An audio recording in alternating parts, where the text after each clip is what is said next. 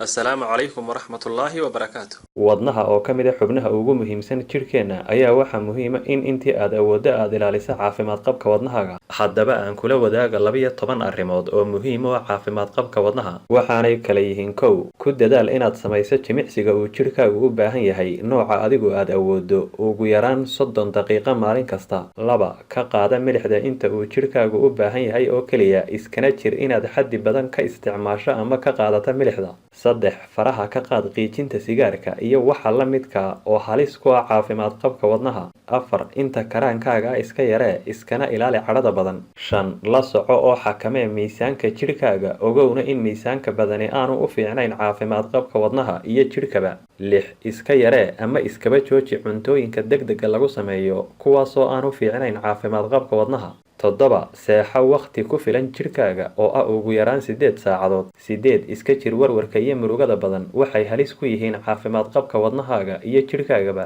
9, cab caanaha aan subagga lahayn ama cun caano yogurka, waxay u fiican yihiin caafimaad qabka wadnaha iyo jidhkaba. 10, ku quraaca boorashka, wuxuu ilaa xad u wanaagsan yahay caafimaad qabka wadnaha.